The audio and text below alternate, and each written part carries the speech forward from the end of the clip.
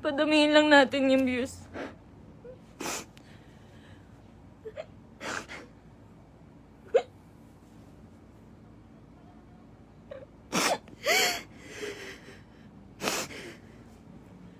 Magsasalita na po ako. Magsasalita na po ako. Padamihin lang po natin yung views.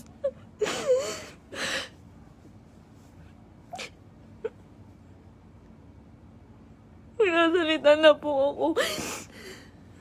Pipilitin ko pong isa-isahin. Pipilitin ko kahit gano'ng katagal tong live na to. Iisa-istain ko po ang panggagago sa akin ni Merc. Ni Christian Merc Gray.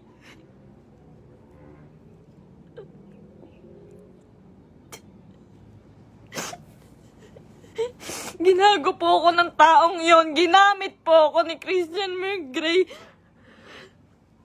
Lahat po nang nangyayari sa lahat ng video namin, mula umpisa hanggang ngayon, scripted. Lahat po yun sinunod ko dahil mahal ko siya.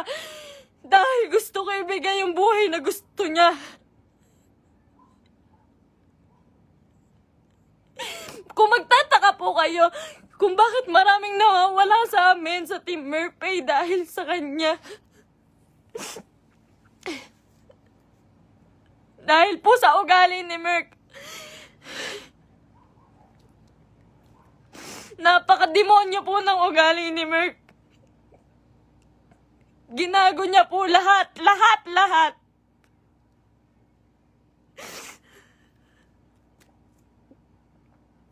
Ito po. Ito na. Umpisa mo na po. Alam niyo po, nag-umpisa kami sa... Nung galing po siya sa Brusco. Galing po si Merc sa Brusco. Hindi po ako yung dahilan ba't siya nawala doon. Ayaw niya pong mabawasan yung perang kikitain niya dahil po alam niyang malaki. Siya po ang pinakamalaking may kita sa Brusco. Siya po ang may pinakamalaking kita. Yung ibabawas na 5% doon, sa pera ni Merc siguro mababawas doon 16,000.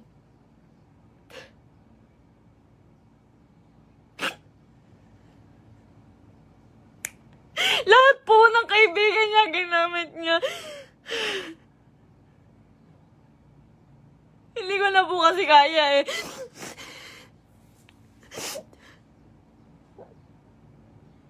Sobra po yung ginawa ni Merc. Sobra. Hindi ko na po kaya. Pasensya na po kayo.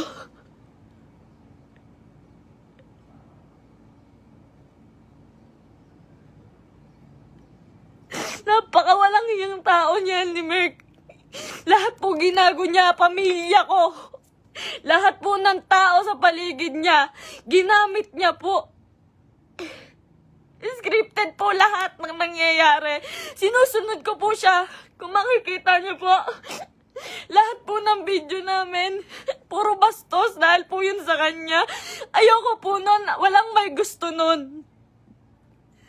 Kayo na pong bahala kung maniniwala kayo ngayon. Wala pong may gusto nun. Lahat po binigay ko sa taong yun.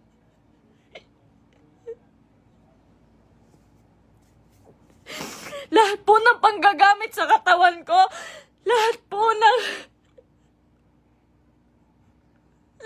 pagpapakita ng kung ano sa katawan ko, siya po ang may gusto nun.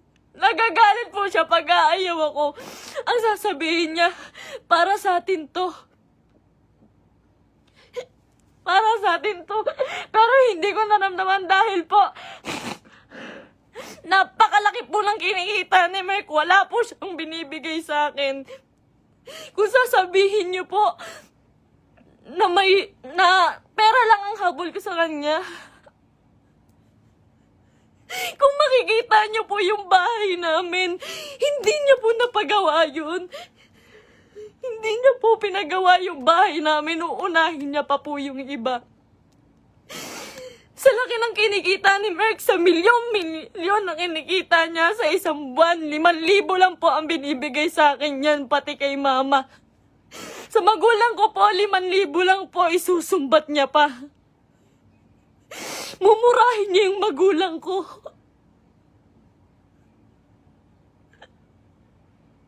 Sasabihin niya, manang-mana ka sa magulang mo. Ang bobobo niyo. Lahat kayo plastic. Ginaganon niya po yung magulang ko, hindi ko na po kaya. Ngayon po, nawawala po si Merk ngayon. Lahat po ng nangyari, scripted po. Scripted. Tinatago po ako ni Merk. Tinatago niya po ako. Hindi niya po ako pinapalabas. Ayoko na po. Ayoko na talaga. Ayoko na po talaga. Ayoko na po. Ang ginagawa niya lang po. Nandito po ako ngayon kasi nawawala po si Merk. 6 na araw na po siyang nawawala. Kasama niya po yung babae niya. Yun dun po sa... Si Pam doon sa video na bago makaganda.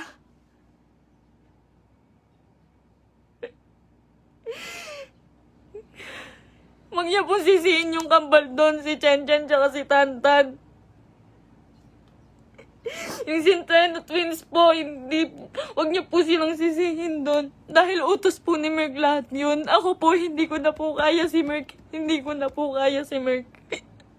Demonyo na po yung utak niya. Sobrang mukhang pera. Sobrang mukhang pera ni Merk. Lahat ng tao ginagago niya.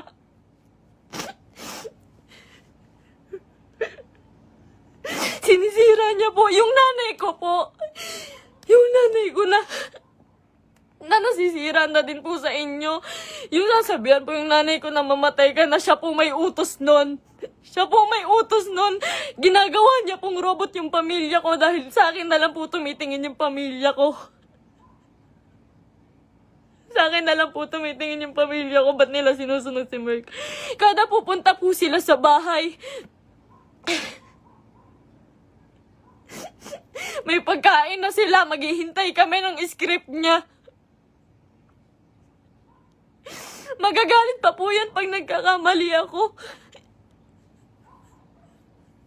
Pag may mali po ako nasasabi, pag kailangan ulitin ng video, magagalit pa po yun. Lahat po ng video namin, scripted. Dahil po sa kanya.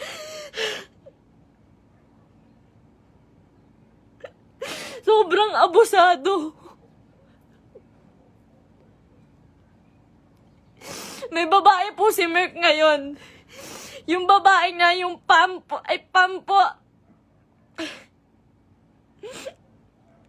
Grabe, Merk. Pinatulan niya pang, may anak na po yun. May anak na. Sabi niya. Sabi ko nun, Mahal, baka naman papatulan mo yan. Baka naman totoohanin mo. Ang sabi niya nun, hindi. Kamukha yan ng ex ko. Hindi ako papatol dyan. Ginagago niya yung babae sa akin. Sinisira niya. Sabi niya, tanginang mukha yan. Papatulan ko ba yan? May anak na. Ginaganon niya yung babae. Ngayon, nandun siya. Sa Quezon po si Merk. May katibayan po ko. Lahat. Kahit sa chat, kahit yung babae. Nahuli ko po kasi dahil po dun sa post ng babae. Nag-post po yung babae. Nakasama po yung sasakyan namin. Tapos yung cellphone ko po, nagla-login po yun sa Quezon.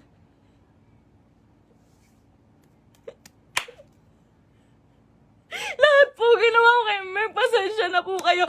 Ako po mismo humihingi ng pasensya dahil po kinonsinti ko siya.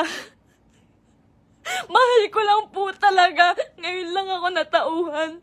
Sobrang dami kong kaibigang nilayuan. Pamilya dahil ayaw nila ng video namin ni Merk. Sobrang dami ko pong nilayuan. Wala po akong kaibigan ngayon. Wala po akong kahit sino ngayon. Dahil kay Merk, dahil iniingatan ko po siya.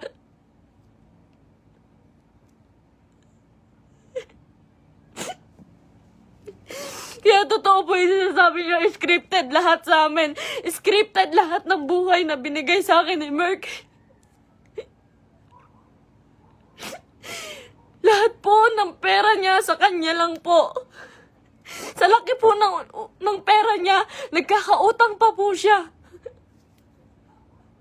Sobrang samang tao. Ultimo shampoo namin, sabon namin, ako pa bumibili. Grabe po, pambabastos sa akin ni Merk. Hindi niya po ako nirespeto.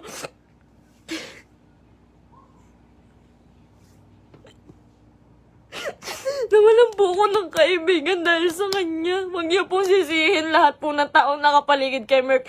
Dahil po lahat yun inuutusan niya. Sobrang bossy. Hindi niya naman po pinapalamon.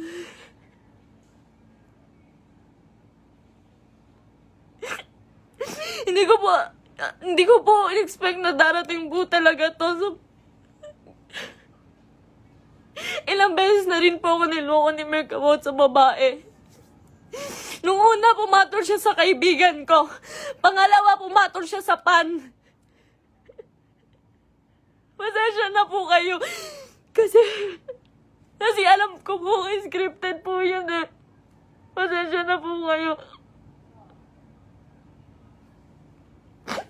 Ako na po humihingi ng pasensya sa inyo. Ginawa ko lang po yun kasi sobra po akong nagmahal. Bago po namin makuha si Asurada, ang inuulam po namin araw-araw, itlog at tuyo araw-araw para makuha niya lang yung sasakyan niya.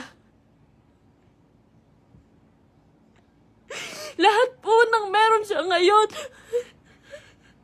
sa kanya po nakapangalan. Pati yung bangko po, sa kanya po.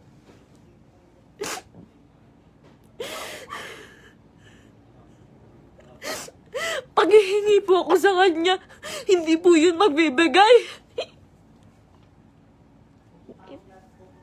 Ultimo sarili kong damit, ako pa bumibili. Sa isang buwan po, 5,000 lang ang binibigay niya sa pamilya ko. Tapos susumbatan niya pa. Lahat daw binigay niya sa akin. Yung singseng, sabi niya, 170K daw po yun. Malaman-laman ko, 30,000. Yung tatay ko, binastos niya. Binastos niya yung tatay ko. Hindi po siya nagpaalam sa tatay ko na magpropose siya. Nung time na yun po, hindi po maganda yung nangyari. Yung proposal po. Hindi po ako naniniwala sa proposal na yun dahil po alam ko na hindi totoo, na para lang yun sa video. Lahat po kay Merk hindi totoo.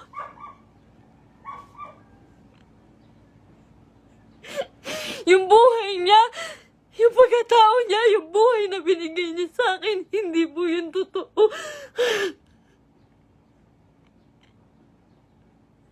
Lahat po ng kaibigan niya na malalapit sa kanya, ginago niya po lahat yun.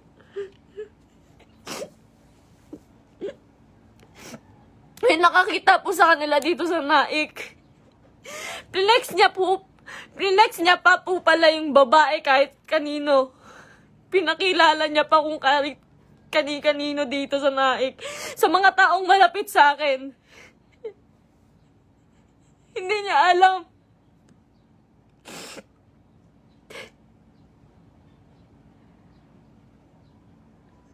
Grabe po yung ginawa sa akin. 3 years po akong nagtiyaga.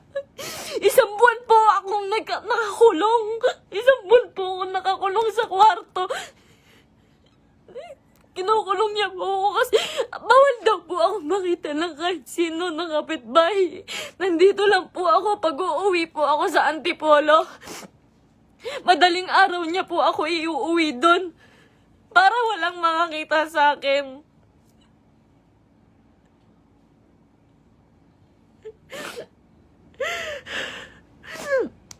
Lahat po ngayon suko na kay Merk. Nung isang araw po nasa ospital ako kasi nagtake po ako ng anxiety. Sobrang depressed na po. Sobrang depressed na po. Hindi niya alam yun. Hindi niya alam na naghahanap ako sa kanya. Kahit saan naghahanap po ako. Naghahanap ko siya eh. Kasi mahal ko po siya eh.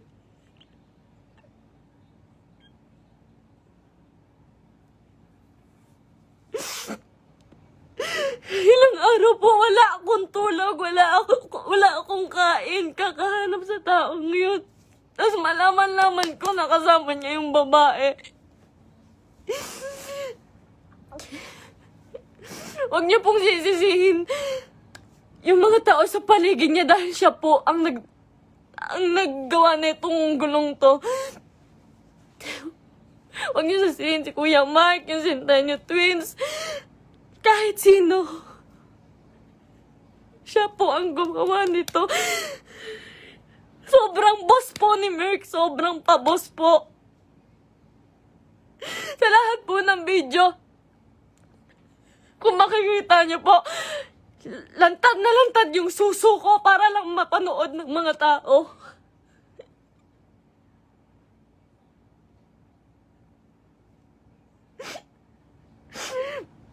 Para lang panoorin niyo, para lang magkapera siya. Lahat po ng taong nawala po sa amin, hindi ko po masisisi. Eternals TV, Brusco, Arnold, Tatay Onin.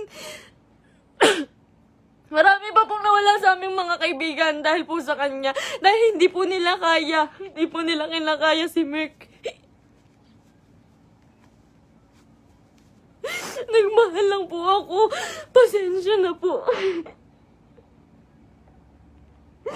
Pag mag-short film po kami, magkamali lang po ako ng unti. Nangina naman mahal, galingan mo naman. Pati po pagkapahulog ko po sa hagdan, hindi po yun totoo. Ang sakit po ng katawan ko nun pagtapos. Ginawa ko yun sa kanya nung nagpakahulog ako sa hagdan.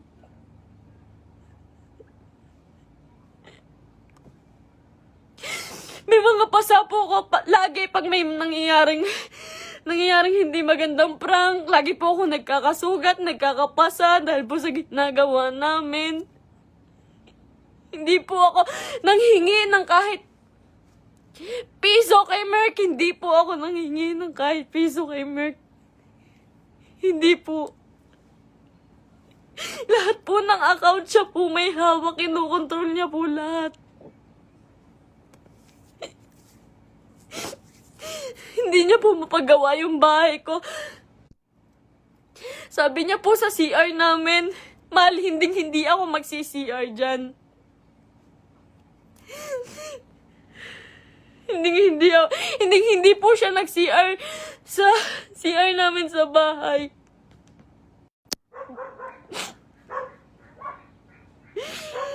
Pero hindi niya po yun mapagawa.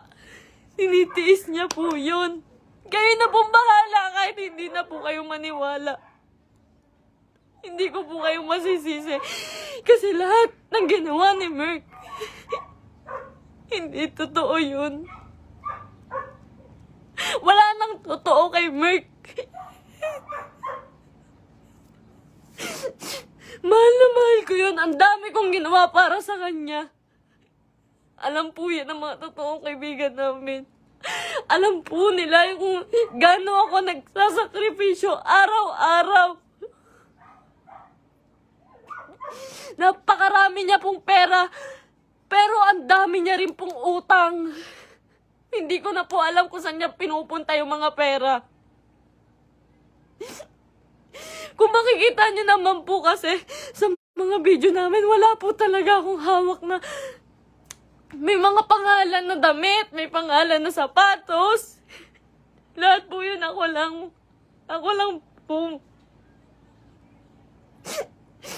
Uutang pa po ako sa ibang tao, magkapera lang.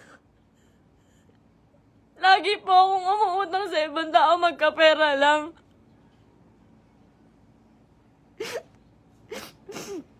Ayun po, hindi ko na po kaya. Hindi ko na rin po talaga kinaya. Wala pa po akong tulog kain. Na-hospital pa po ako. Hindi po ako nagmamakaawa sa inyo. Wag po kayong maaawa sa akin. Gusto ko lang naman po sabihin sa inyo yung totoo. Kasi ayoko na pong may mga taong masaktan. Ayoko na pong... Hindi ko po kasi talaga kaya yung mga bash. Hindi ko po yun kaya. Nag-aaral po ako noon. Pinatigil niya po ako sa pag-aaral para lang po sa video. Yung pangarap niya po yung sinunod namin eh. Yung pangarap niya, tinabi ko na po yung pangarap ko. Grabe yung sakripisyo ng pamilya ko. Grabe. Sasabihin niya, yung nanay mo, plastic. Yung nanay mo, sa Cebu po. Sa Cebu, hindi siya nahiya. Hindi po siya nagbigay ng kahit ano, na kahit piso lang doon sa tiniran namin. Iniwan niya po ako doon para lang po sa babae. Sabi niya po may sponsor. Iniwan niya po ako sa Cebu. Magkasama po kami doon isang araw po. Ang usapan po, 1 linggo po kami doon. Kasi po pupunta na po kaming Canada. Mas malaki po kasi yung kita sa Canada. Kaya po kami pupunta ng Canada, pero hindi ko na po kaya.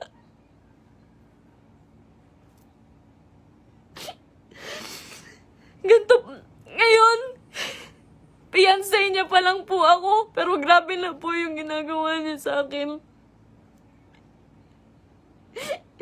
Sobrang mukhang pera ni Merk.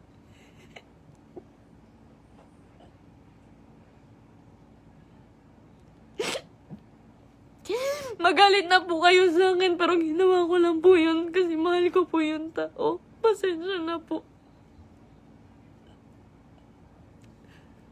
Pasensya na po.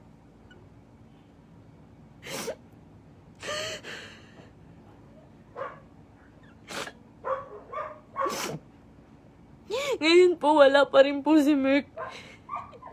6 na araw na po siyang nawawala.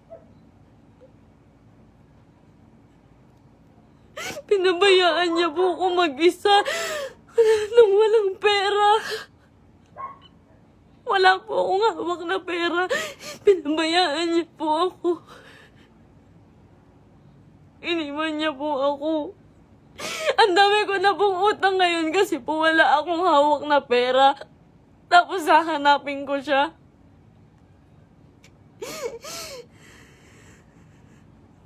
Masakit po kasi lalo eh. Fiancé na po kasi ako eh.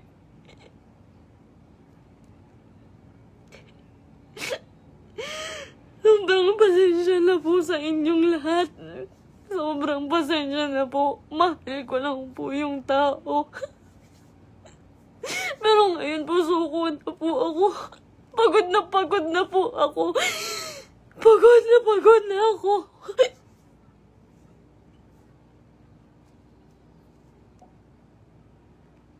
Pasensya na po.